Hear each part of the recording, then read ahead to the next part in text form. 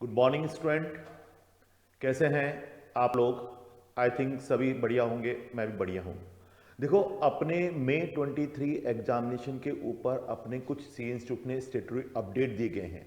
तो आज अपन मई 23 एग्जामिनेशन के लिए जो टैक्स के अंदर यानी आपके टैक्सेशन के अंदर इनकम टैक्स के अंदर जो स्टेटरी अपडेट आए हैं, मैं उनको यहाँ पर आपके साथ डिस्कस करने जा रहा हूँ। ये स्टेटरी अपडेट आपके एग्जाम के लिए इंपॉर्टेंट है, जिनको आज अपन यहाँ डिस्कस करेंगे, और ये आपके लिए वीडियो एग्जाम के लिए काफ़ी इंपॉर्टेंट होने जा रहा है। तो ये आपके स्टेटरी अपडेट, सबसे पहले तो अभी आपने काफ़ी स्टूडेंट का मेरे पास कॉल आ रहा है कि सर जो फाइनेंस एक्ट 2023 आया है वो क्या हमारे एग्जाम के ऊपर अप्लाई होगा क्या। तो देखो, सबसे पहले तो स्टूडेंट जो फाइनेंस एक्ट 2023 है वो मई 24 और नवंबर 24 एग्जामिनेशन के ऊपर अप्लाई होगा। तो सबसे पहले तो अपन यहां समझ लें कि हमारे ऊपर जो फाइनेंस एक्ट अप्लाई होगा, तो मैंने आपको क्लियरली कह रखा है कि आपके ऊपर जो फाइनेंस एक्ट है वो आपके फाइनेंस एक्ट 2022 ही एप्लीकेबल होगा। जैसे मैं आपको समझा देता हूं, क्योंकि काफी स्टूडेंट्स का यही आप आ रहा है कि सर हमारे ऊपर कौन सा फाइनेंस एक्ट लगने वाला है। तो अभी अपन बात करते हैं, फाइनेंस एक्ट है, इसको समझते हैं 2022, ये अप्लाई होगा, अप्लाई हो रहा है फॉर मई 23 एग्जामिनेशन और ईयर नवंबर 23 एग्जामिनेशन। तो आपको इससे तो कंफ्यूज होना ही नहीं है कि हमारे क्या फाइनेंस एक्ट 2023 लगेगा। बिल्कुल नहीं लगेगा आपके ऊपर, आपके लगेगा फाइनेंस एक्ट 2022। किसके लिए? मई 23 और नवंबर 23, क्योंकि आपके मैंने बताया था बजट आपके एक बार आता है फाइनेंशियल ईयर में, और हमारा सी इंस्टीट्यूट आपके 2 बार एग्जाम कंडक्ट कराता है। तो इसलिए आपके ऊपर फाइनेंस एक्ट 2022 ही एप्लीकेबल रहेगा। ये आपके स्टेटरी अपडेट है मई 23 एग्जामिनेशन के लिए। ठीक है स्टूडेंट, अब यहां पर बात करता हूं मई 22 एडिशन स्टडी मटेरियल में कुछ चीजें की कमी रह गई थी, बाद में इनको स्टेटरी अपडेट किया गया, तो उसी को अपन यहां बात करते हैं।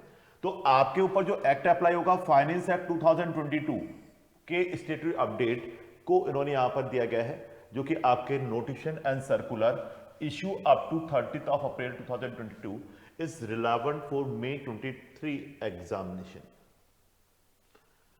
इसी के साथ the relevant assessment year May 23 examination for the assessment year 23-24 significant notification and circular issue between, कहां से कहां तक की बात कर रहा है, इशूड बिटवीन 1 मई 2022 से लेकर 31 अक्टूबर 2022, 1 मई 2022 से लेकर 31 अक्टूबर 2022 तक के जो स्टेटरी अपडेट आए इस फाइनेंस एक्ट में, वो आपके एप्लीकेबल होंगे, which are relevant for May 23, relevant for May 23 examination. तो ये चीज आपके क्लियर हो गई है कि आपके ऊपर जो फाइनेंस एक्ट एप्लीकेबल होना है वो फाइनेंस एक्ट 2022 एप्लीकेबल होगा, जो कि मई 23 इवन नवंबर 23 एग्जामिनेशन के ऊपर लगेगा। तो जो फाइनेंस एक्ट 23 है उसको आपको बिल्कुल ध्यान नहीं देना है, क्योंकि वो मई 24 एग्जामिनेशन से एप्लीकेबल होगा, जब तक तो अपन पास हो जाएंगे, इसलिए उस पर बिल्कुल फोकस आपको नहीं करना है। अब मैं आता हूं कि इसमें जो स्टेटरी अपडेट आए हैं, अमेंडमेंट्स आए हैं, तो सबसे पहले अपन बात करते हैं कोऑपरेटिव सोसाइटी के लिए। फर्स्ट चैप्टर जो बेसिक कंसेप्ट आपके है, चैप्टर नंबर 1, जिसके अंदर टैक्स रेट दे रखी है, चैप्टर 1 जिसके अंदर आपके टैक्स रेट दे रखी हैं, उन टैक्स रेट के मैं साथ बात कर रहा हूं। तो इसमें थोड़ा सा स्टेटरी अपडेट आया है, टैक्स रेट में कोई चेंजेस नहीं है, टैक्स रेट में कोई चेंजेस नहीं है, वही है कोऑपरेटिव सोसाइटी के लिए टैक्स रेट कि इनकम अप टू 10,000 है, tax rate is the 10%, income 10,000 से लेकर 20,000 है, टैक्स रेट इज द 20%, और अबव 20,000 है तो 30%। Slab system as it is वही है। सरचार्ज के लिए इन्होंने चेंजेस कर दिया है, सरचार्ज के लिए थोड़ा सा चेंजेस दिया है। तो यहां पर मैंने बाद की क्लासेस के अंदर तो अपडेटेड ही कराया था, बाद में जो क्लासेस हुई थी उनमें तो अपडेटेड ही करा रखा है, तो अपडेटेड मैं पीडीएफ भी दे दूंगा चाहे से आपके, तो बाद की क्लासेस में सारा अपडेटेड है। लेकिन आपके स्टार्टिंग में स्टेटरी अपडेट बाद में आया था, तो कई स्टूडेंट्स को कोऑपरेटिव सोसाइटी के बारे में पता होगा कि सरचार्ज अपन अब यहां पर चेंज हो गया, यहां पर चेंज हो गया है, यानी आपकी जो कंपनी डोमेस्टिक कंपनी के ऊपर सरचार्ज लग रहा था वही इस पे एप्लीकेबल कर दिया है। यानी up to 1 crore surcharge is not applicable, 1 crore to 10 crore surcharge इसका 7%, और अबाउट 10 करोड़ है तो 12% की रेट से सरचार्ज लगेगा। यानी जो डोमेस्टिक कंपनी के सरचार्ज की रेट है ना, वही सरचार्ज की रेट कॉर्पोरेट सोसाइटीज के लिए भी अब इंट्रोड्यूस कर दी गई है। तो आपको ज्यादा स्ट्रेस लेने की जरूरत नहीं है, यानी सीधा सिंपल से आप बात करोगे तो जो डोमेस्टिक कंपनी के ऊपर सरचार्ज की रेट है वही कॉर्पोरेटिव सोसाइटीज के लिए भी एक तरह से सरचार्ज की रेट उन्होंने बता दी गई। तो एक तरह से अपन बात करते हैं कॉर्पोरेटिव सोसाइटी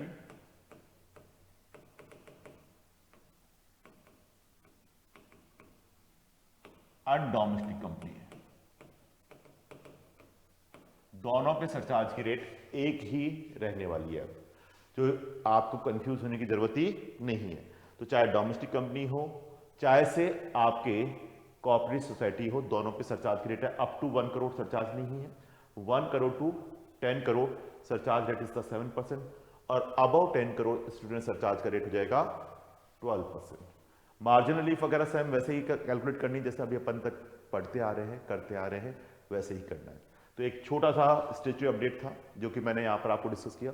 ऐसे ही अपन बात करते हैं in case of the individual HUF, AOP, BOI and artificial juridical person पे मैंने टैक्स रेट पढ़ा रखी है, सरचार्ज का रेट भी आपको डिस्कस कर रखा है, वही सरचार्ज यहां पर कंसीडर करना है, वही सरचार्ज यहां पर कंसीडर करना है। यानी up to 50 lakh surcharge is not applicable, 50 lakh to 1 crore surcharge rate is the 10%, 1 crore to 2 crore 15%, 2 crore to 5 crore 25%, और above 5 crore surcharge rate is the 37%, surcharge rate is the 37%, above 5 crore surcharge rate is the 30%। पहले भी यही था, अब भी यही है।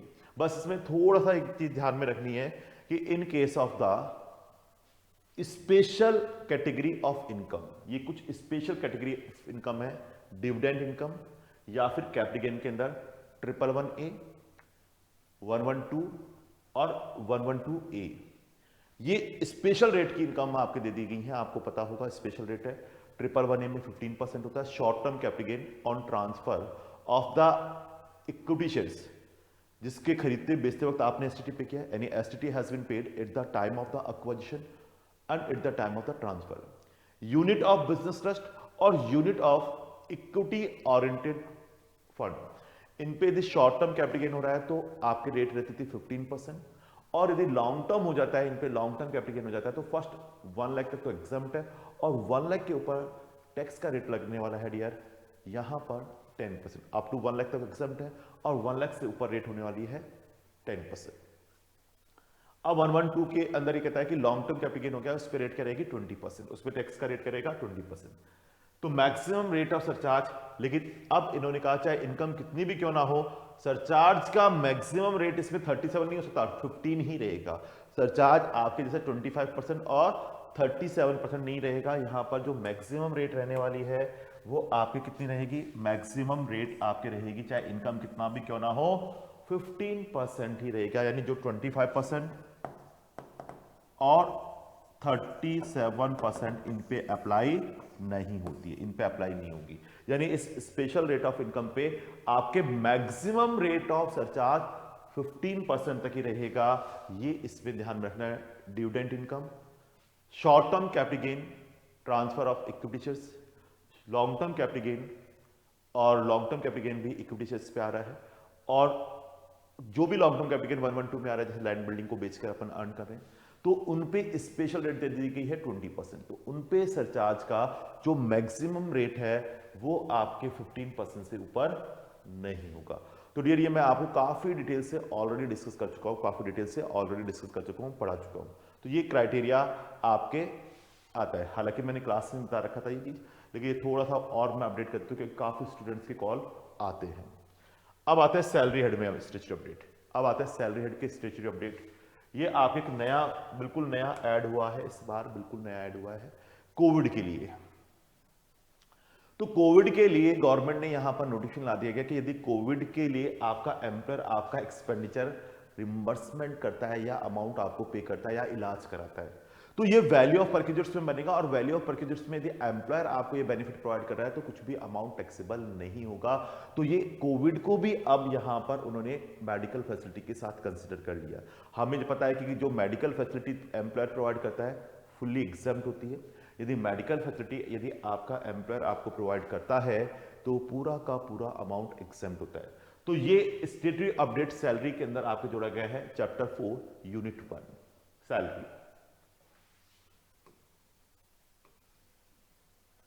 रिम्बर्समेंट ऑफ कोविड-19 एक्सपेंडिचर, रिम्बर्समेंट ऑफ कोविड-19 expenditure by employer to an employee exempt purchasers subject to fulfill of the notification and conditions, जिसमें आता है section 17(2) contain in the inclusive definition purchasers, जिसकी अपन बात कर रहे हैं purchasers की। ये इतना आपको देखने की जरूरत नहीं है, इसमें अपन बात करते हैं purchasers taxable in the hand of the employee under the head salary, the provision of section 17(2) split out the exception, namely certain medical benefit। यदि आपका certain medical benefit प्रोवाइड कर रहा है बाय एम्प्लॉयर टू एम्प्लॉय, तो क्या होता था, exempt होता था, फुल्ली एग्जम्प्ट होता था। तो such medical benefit provided thereunder are exempt perquisites, are exempt perquisites which are not included in the salary of the employee। तो वो आपके सैलरी में इंक्लूड नहीं होते में परक्यूजर्स। यदि एम्प्लॉयर एम्प्लॉय के लिए मेडिकल एक्सपेंसेस कवर कर रहा है तो वो आपके लिए टैक्सेबल नहीं होंगे।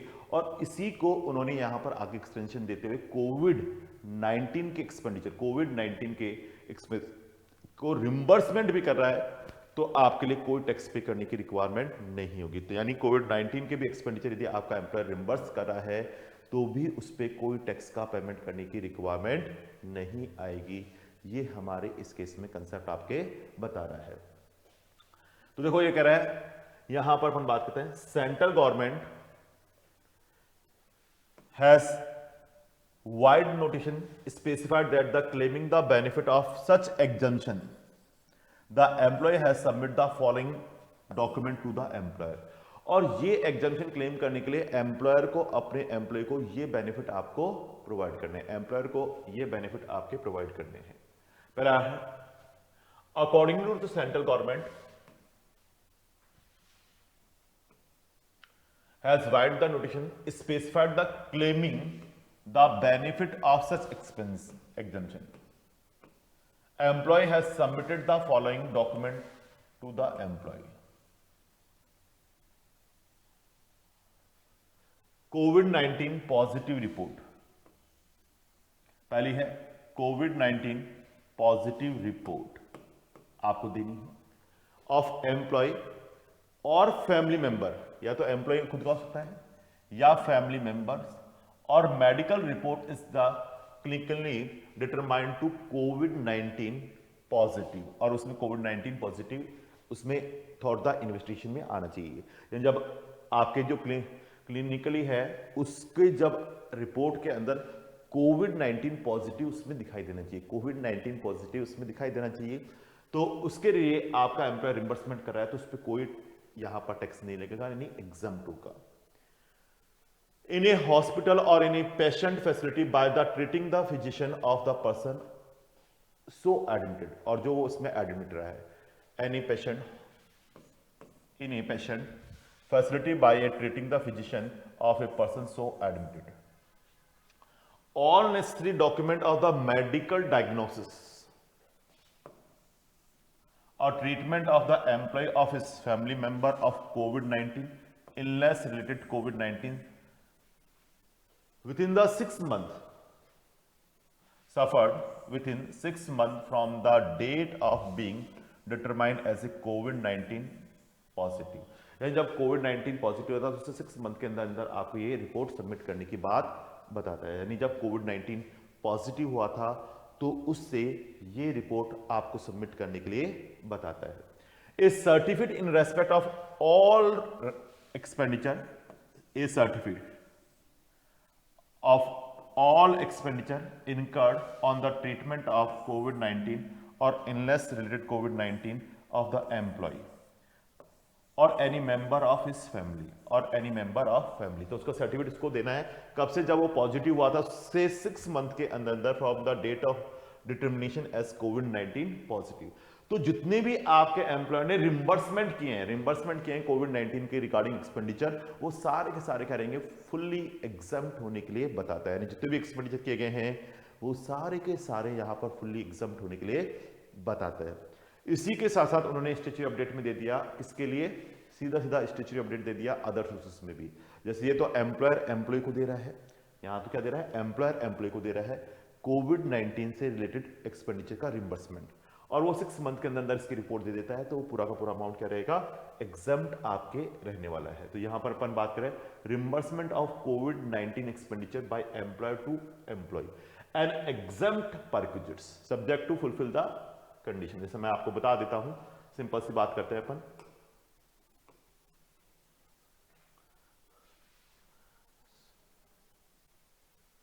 मैं आपको सिंपल सा बना देता हूं। कंपनी है, एम्प्लॉयर है, वो क्या रही है, रिम्बर्समेंट कर रही है किसको, एम्प्लॉय को, और हिज फैमिली मेंबर।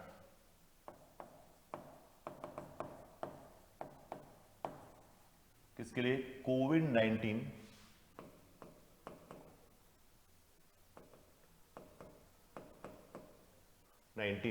के रिगार्डिंग जो भी एक्सपेंडिचर हुए हैं, तो रिम्बर्समेंट ऑफ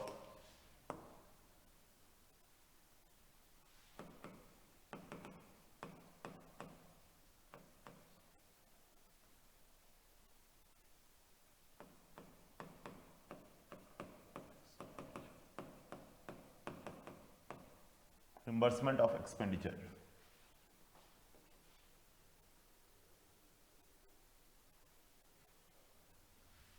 तो ये क्या होंगे, फुल्ली एग्जम्प्ट,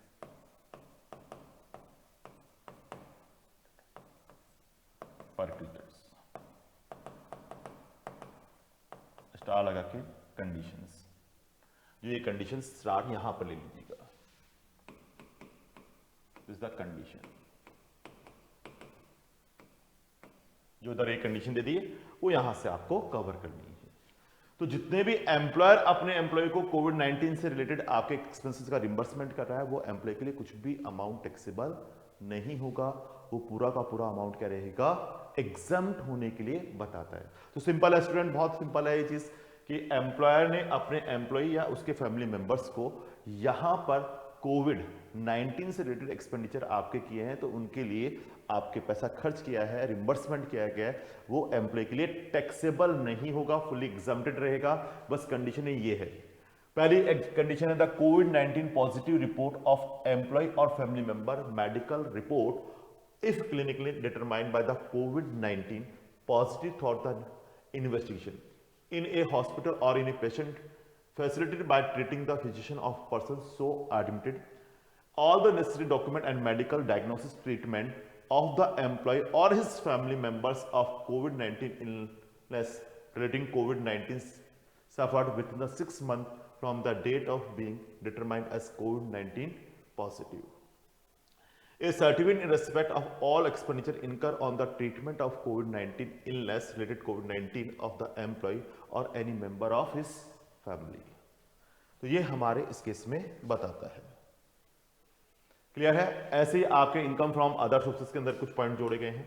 वहां ये कहता है एम्प्लॉयर के अलावा किसी दूसरे पर्सन से भी तो पैसा मिल सकता है। एम्प्लॉयर के अलावा किसी दूसरे पर्सन से भी तो आपको पैसा मिल सकता है। तो एम्प्लॉयर के अलावा किसी दूसरे पर्सन से मिलता है तो वो अमाउंट टैक्सेबल होगा इनकम फ्रॉम अदर सोर्सेस में। अब वहां पर भी कोविड-19 से रिलेटेड एग्जम्पशन दिया गया है। कोविड-19 से रिलेटेड क्या दे दिया, आपके एग्जम्पशंस दे दिया गया। तो यहां पर इनकम फ्रॉम अदर सोर्सेस में अपन आते हैं।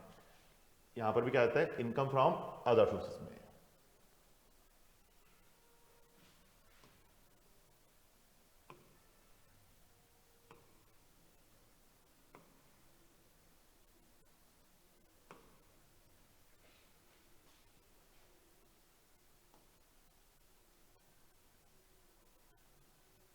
This the income from mother sources में जैसे लोगों ने, काफी लोगों ने कोविड-19 वाले लोगों की हेल्प करी थी, तो ऐसे केस में उनको पैसा मिला है, तो ऐसे केस में वो पैसा इनकम फ्रॉम अदर सोर्स में यदि 10 लाख रुपए तक है, कहां तक है, 10 लाख रुपए तक है, तो कोई टैक्स देने की जरूरत नहीं। 10 लाख से ज्यादा होगा तो टैक्स देने की रिक्वायरमेंट आएगी। तो ये हम इस केस में कंसिडर करने की बात कर रहे हैं।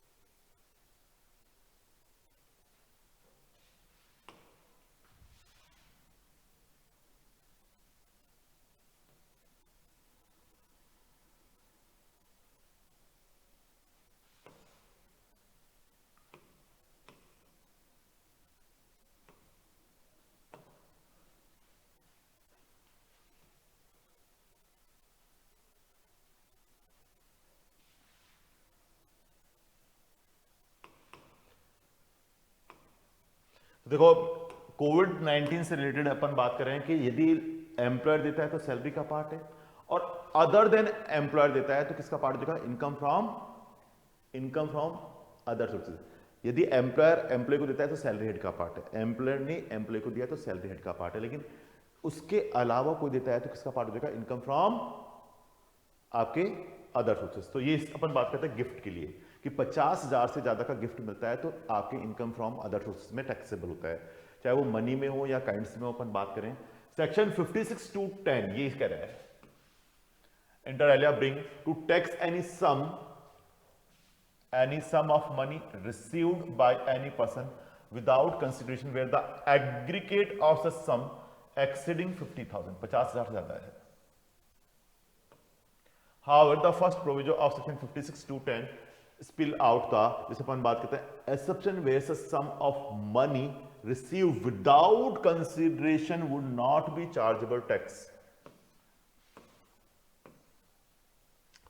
First provision of section 56 to 10 provide any sum of money received an individual from any person respect of any expenditure actually incurred by him or his medical treatment, any member of his family, or any illness related to COVID-19 would not be chargeable to tax subject to condition notified by the central government।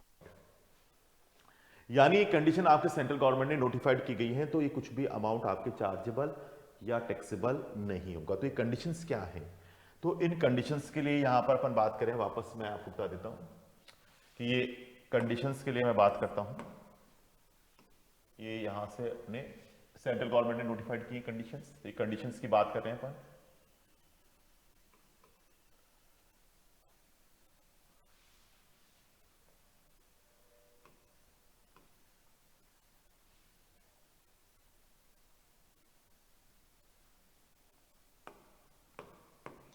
Accordingly the central government, यानी conditions की बात हो रही है यहां पे,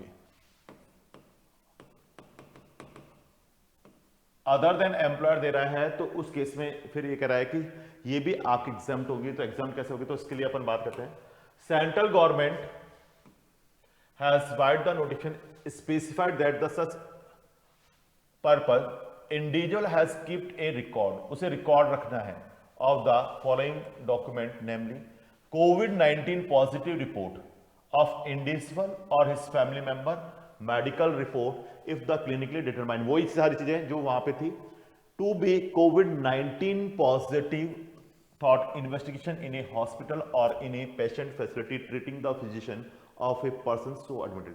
वहां employ दे रहा था, यहां other than employ employer they रहा है, तो यानी कोई भी पर्सन आपके हेल्प कर रहा है।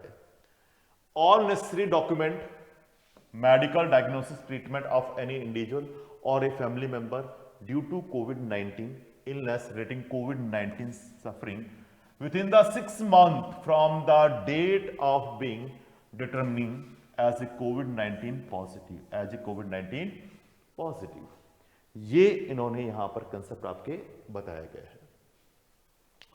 The detail of the amount so received in the financial year has to be furnished in the prescribed form to the income tax department within the 9 months from the end of the financial year or 31st December 2022 whichever is later जो भी दोनों में से बाद में हो, whichever is later 31st December 2022 या फिर आपके कह रहा है कि जिस भी फाइनेंशियल में तो detail of amount so receive in any financial year to be furnished in the prescribe form to the income tax department within the 9 months from end of such financial year, जो भी financial year उसके and से 9 months के अंदर।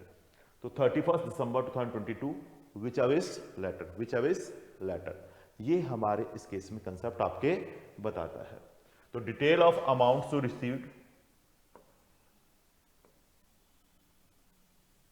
Detail of amount से any financial किसी भी financial में लिया has to be furnished in the prescribed form to the income tax department within the 9 month from end of the financial year. मैं इस तरह से लिख देता हूं, जो भी अमाउंट रिसीव हुआ है, detail of amount received,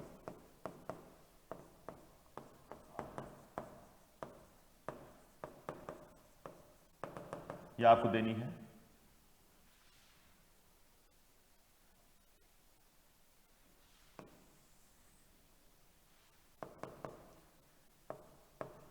any financial year has to be furnished a form to income tax department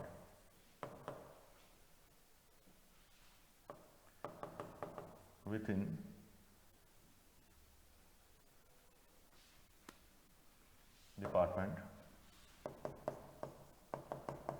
within 9 months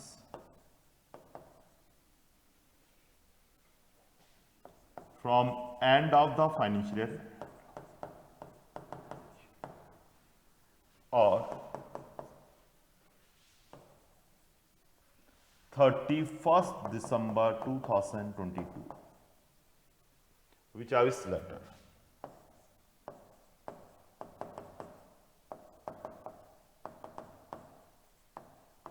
whichever is later, ये हमारे इस केस में आपके बताता है। बोले स्टूडेंट को डाउट है क्या? तो ये हमारे इस केस में कंसेप्ट आपके बताता है। तो ये आपका इनकम फ्रॉम अदर सोर्सेस में जोड़ा गया। तो यहां पर भी यदि एम्प्लॉयर से अमाउंट मिलता है तो सैलरी हेड का पार्ट है, अदर देन एम्प्लॉयर से मिलता है तो अदर सोर्सेस का पार्ट है। सैलरी हेड में तो एम्प्लॉयर से जितना भी अमाउंट मिलता है कोई टैक्स पे करने की रिक्वायरमेंट नहीं है, लेकिन अदर देन एम्प्लॉयर से मिलता है तो वहां 10 लाख तक का ही अमाउंट एग्जाम्प्ट होगा। 10 लाख से ऊपर का अमाउंट है तो एग्जाम्पशन नहीं मिलेगा, 10 लाख से ऊपर वाले पे नहीं मिलेगा। तो अपन बात करते कैसे, detail of the amount so received any financial year has to be furnished in the prescribed form to income tax department within the 9 months from end of the relevant such financial year or 31st December 2022 whichever is later। ये अपन ने पढ़ चुके हैं। Similarly cause this one 56 to 10 provide any sum of money received by a member of the family of the deceased person from the employer or deceased person without any limit। Employer ने दिया है without any limit, कितना भी amount दिया है सारा exempt है, सारा एग्जाम्प्ट है विदाउट एनी लिमिट। एम्प्लॉयर ने एम्प्लॉय को दिया है तो पूरा अमाउंट एग्जाम्प्ट है विदाउट एनी लिमिट, बिना कोई लिमिट के। लेकिन फ्रॉम एनी अदर पर्सन और a person extend the such sum और aggregate of such sum 10 lakh या उससे कम है, यानी sum aggregate of the some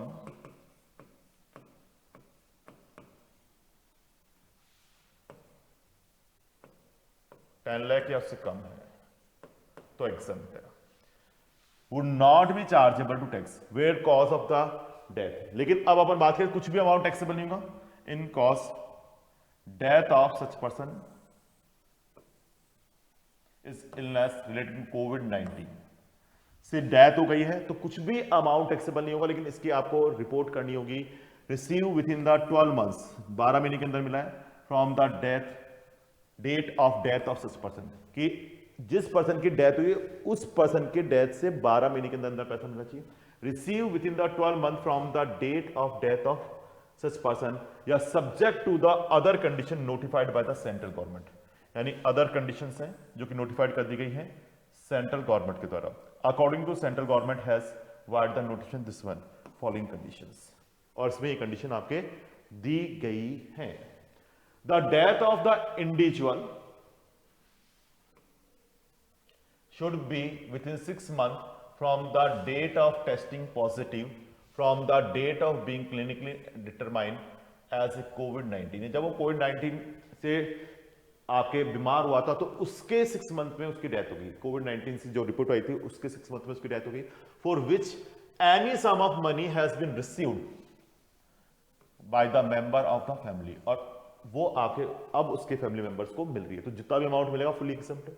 The family member of the individual has keep a record maintain करना है, foreign document, COVID-19 positive report of the individual, medical report clinical determined to be COVID-19 positive through the investigation in a hospital or a patient facility by treating physician, a medical report और यहाँ death का certificate भी issue by the medical practitioner और a government civil registration office in which state that the death of the such person by coronavirus disease, यानी वो corona virus disease से उसकी death हुई है, उसके अंदर यहां पर कंसेप्ट आपको बता रहा है। Detail of such amount receive in any financial year, detail of such amount received in any financial year has to be furnished in the prescribed form to the assisting officer within the 9 months from end of the financial year or 31st March 2022 whichever is later। और ये वही time है कि आपको income tax department को prescribe form के अंदर आपको देना होगा विद इन द 9 मंथ्स के अंदर या 31 दिसंबर 2022।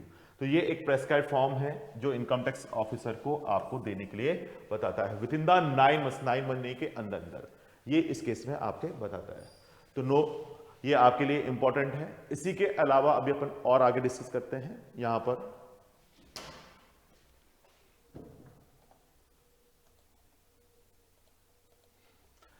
अब देखो student, upon income from other sources में आगे चलते हैं और उन्होंने एक नया कंसेप्ट और दिया गया प्रॉपर्टी की डेफिनेशन में। प्रॉपर्टी की डेफिनेशन में उन्होंने नया कंसेप्ट क्या दिया गया कि प्रॉपर्टी की डेफिनेशन में अब उन्होंने वर्चुअल डिजिटल असेट्स VDA को भी प्रॉपर्टी की डेफिनेशन में इंक्लूड कर लिया। वर्चुअल डिजिटल असेट्स को भी अब प्रॉपर्टी की डेफिनेशन में आपके इंक्लूड कर लिया, यानी प्रॉपर्टी की डेफिनेशन में अब वर्चुअल डिजिटल असेट्स है, क्रिप्टो वगैरह होती है ना, क्रिप्टो करेंसी, तो क्रिप्टो करेंसी है, बिटकॉइन वगैरह है, वो भी अब आपको गिफ्ट में या लोअर कंसिडरेशन में आपको मिलती है, तो वो भी हमें यहां पर इनकम के रूप में टैक्सेबल करने की बात करता है। तो प्रॉपर्टी इंक्लूड, जो मैंने पढ़ाई थी वो तो एज इट इज है ही, जो मैंने आपको पढ़ाया था वो तो एज इट इज है ही है, साथ ही साथ उन्होंने प्रॉपर्टी में इंक्लूड कर लिया वर्चुअल डिजिटल असेट्स को भी, यानी शॉर्ट में मैं बोलूं VDA, वर्चुअल डिजिटल असेट्स को भी यहां पर प्रॉपर्टी के रूप में कवर कर लिया है। तो any property receive as a gift और acquired in low consideration under section 56 to 10 apply, यानी टैक्सेबिलिटी की बात करता है। साथ साथ इसमें 194S TDS का सेक्शन भी दे दिया, 194S TDS का सेक्शन भी दे दिया। तो देखो इसमें से क्वेश्चन आ सकते हैं, ये काफी इंपॉर्टेंट है स्टूडेंट, बहुत अच्छे से देखना है। वर्चुअल डिजिटल असेट्स को प्रॉपर्टी की डेफिनेशन में इंक्लूड किया, साथ में TDS का कंसेप्ट भी लाया कि आपको TDS भी डिडक्ट करना है वर्चुअल डिजिटल असेट्स पे। तो TDS on payment on the transfer of the virtual digital assets 194S 194S, जिसके अंदर 1% of gross amount transfer VDA, 1% gross amount का 1% जितने में बेचा है उस ग्रॉस अमाउंट का 1% टीडीएस की बात करता है 194S में। तो ये कह रहा है कि section 194S required any person who is responsible paying to any resident any sum by way of consideration transfer of the virtual digital assets to deduct tax at the rate of 1% of such sum। यानी जो gross amount है उसका 1% आपको TDS deduct करना है। Time of deduction तो मैंने कहा ड्यू हो जाए या पेमेंट हो जाए अर्लियर, तो उसमें तो कोई दिक्कत है ही नहीं, हमेशा ही वही पढ़ते हैं। The deduction is to be made at the time of the credit and consideration to the account of the resident at the time of the payment of the sum by any mode whichever is earlier। आपको ध्यान है यहां पर rate क्या रहेगी, tax rate 30% of income by VDA. जैसे कि अपन बात करते हैं वीडीए पे जो इनकम आप अर्न करोगे, इनकम कैसे होगी, सेल्स या ट्रांसफर ऑफ वीडीए और उसके कॉस्ट ऑफ एक्विजिशन लेस करके जो इनकम आ गई उस पर 30% आपके यहां पर क्या करना होगा, टैक्स डिडक्ट करना होगा। Transfer expenses incurred on VDA are ignoring, transfer expenses आपको इग्नोर करने हैं, वो आपको नहीं लेने। ट्रांसफर एक्सपेंसेस जो हुए हैं वो सब इग्नोर करने होंगे, ये भी काफी इंपॉर्टेंट है। यानी वर्चुअल डिजिटल असेट्स पे जो इनकम आ रही है, जो इससे इनकम आएगी उस पे टैक्स का रेट क्या हो गया है 30%। तो ये आपके इसमें बताता है। तो वर्चुअल डिजिटल असेट्स पे मैं बात कर रहा हूं, टैक्स का रेट क्या रहने वाला है 30%। तो टैक्स रेट अपन बात करें, tax rate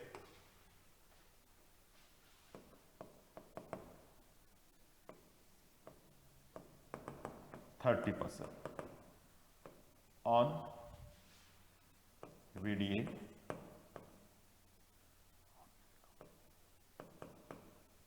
from VDA। Calculate कैसे करेंगे वो देखिएगा, सेल्स या ट्रांसफर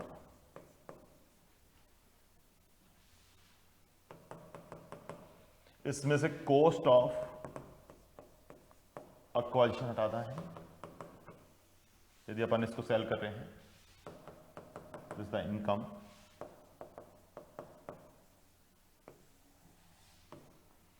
नोट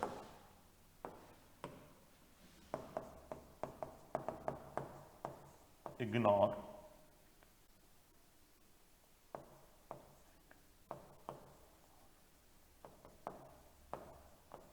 ट्रांसफर एक्सपेंसेस। तो जो ट्रांसफर एक्सपेंसेस हैं उनको इग्नोर करना है। तो ignore transfer expenses incurred on VDA, यानी वर्चुअल डिजिटल एसेट्स के ऊपर जो भी आपने ट्रांसफर एक्सपेंस किए गए हैं उनको आपको इग्नोर करना होगा, उनको आपको इग्नोर करने के लिए बताता है। बताइए स्टूडेंट को डाउट है क्या? तो ये हमारे इस केस में कंसेप्ट आपके बता रहा है। आई थिंक आपको अच्छे से क्लियर हो गया होगा।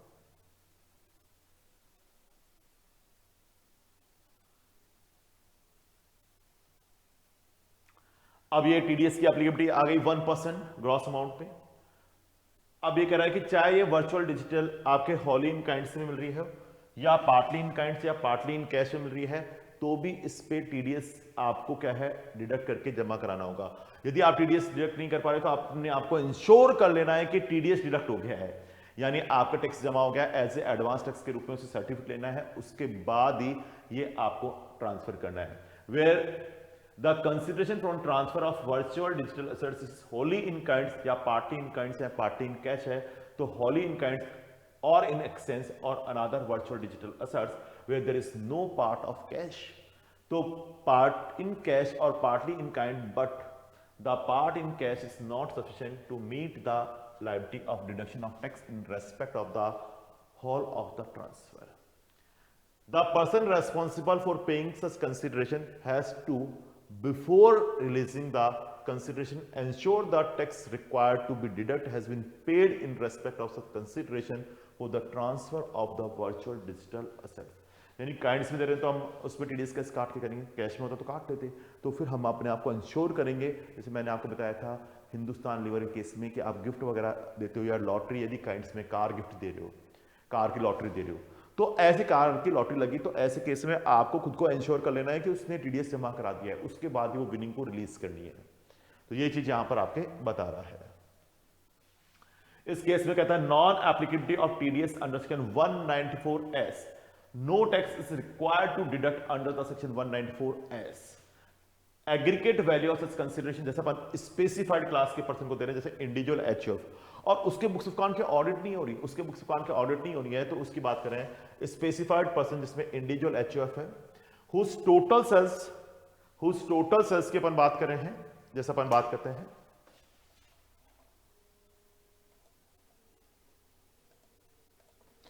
तो स्टूडेंट देखो आपके सीधे से बात है, मैंने हमेशा आपको बताया कि वर्चुअल डिजिटल असेट्स, आपके वर्चुअल डिजिटल असेट्स के लिए टीडीएस काटने की रिक्वायरमेंट का स्पेसिफाइड पर्सन इंडिविजुअल एचयूएफ, जिसके बुक्स ऑफ अकाउंट की ऑडिट नहीं होती है तो उनको कोई रिक्वायरमेंट ऐसी नहीं है, तो उनके लिए कहता है कि वहां पर 50,000 की थ्रेशोल्ड लिमिट वर्क करेगी, और उसके अलावा कोई भी पर्सन है तो ये लिमिट वर्क कितनी करेगी, केवल 10,000। उसके अलावा कोई भी पर्सन है तो उसके लिए लिमिट ये वर्क करेगी 10,000 की, ये लिमिट आपके वर्क करती हुई दिखाई देगा। तो वर्चुअल डिजिटल असेट्स के लिए यहां पेमेंट अपन करें तो 50,000 और अदर के लिए 10,000।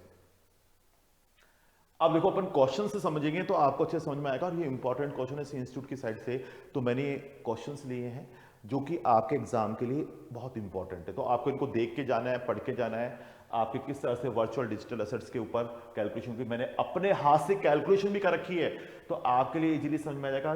ये तो एग्जाम में डायरेक्ट इसने कैलकुलेशन कर रखी है, लेकिन मैंने पूरा आपको समझाने के लिए बहुत अच्छे से कैलकुलेशन कर दी है। तो अपन देखते हैं एक एक चीज को डिटेल से। देखो स्टूडेंट, आइए स्टार्ट करते हैं अपन। Lesson number 1, compute the income tax. जैसे अपन बात करते हैं, देखो अपन बात कर रहे हैं compute the income tax payable by mister Abhinav age 32 year who has the following income for the assessment year 23-24। Interest on fixed deposit with SBI, interest on fixed deposit with SBI gross आ रहा है 1,10,000, this is a part of income from other sources. Interest on saving bank account with SBI 15,000, 80 TTA का deduction मिलेगा। Consideration receive for transfer of VDA, consideration यानी TDS कटेगा gross पे, TDS कटेगा 1% gross पे, 62,000 का 1%, 62,000 का 1% यानी 6,200। कॉस्ट ऑफ एक्विजिशन 21,000 है, कॉस्ट ऑफ एक्विजिशन 1,000 हो गया, और expenses on transfer of VDA 1,000, ये इस केस में आपके बताता है। Assuming that the transfer of VDA took place on 1st October 2022, तो देखो मेरी इनकम हो गई, यहां पर interest in fix deposit 1,10,000, income from saving 15,000, VDA capital के अंदर जाएगा तो ग्रॉस 62,000, और कॉस्ट ऑफ एक्विजिशन आपके आ गई यहां पर, इसकी कैपिटल का पार्ट के cost of acquisition 21,000, this the income 41,000, इस पे 30% टैक्स लगेगा। और जो ये ट्रांसफर एक्सपेंस के हैं इग्नोर करने, transfer expenses are ignore, 1,000 ignore कर दो। जीटीए हो जाएगी 1,66,000, डिडक्शन 80 टीटीए, तो आपके टोटल इनकम आ गई 1,56,000, 1,56,000। टैक्स ऑन अबव वीडीए 41,000 का 31.2, तो ये हो गया 12,792, 12,792 इसमें आ गया। टीडीएस अंडर सेक्शन 194A 11,000, इसका 10%। आपको पता है यहां पर interest on fixed deposit SBI है, 40,000 से ज्यादा का अपन पेमेंट करते हैं, बैंक से अपन को इंटरेस्ट मिलता है 40,000 से ज्यादा, तो 10% उस पे यहां पर टीडीएस डिडक्ट करने की रिक्वायरमेंट बताता है। 194S के अंदर कह रहा है 6,020 टीडीएस कटाइएगा, 62,000 है, 62,000 है, इसका 1% है 620 आ गया। तो हमारे को टैक्स पेबल करना है 1,172, ये इस केस में आपके बता रहा है। तो आई थिंक आपको अच्छे से समझ में आ जाएगा, ये इन्होंने इंस्टीट्यूट की साइट पे दे रखा है आपके इलस्ट्रेशन, जो कि अपन यहां पर डिस्कस कर लेते हैं। आगे देखते हैं, एक और देखते हैं।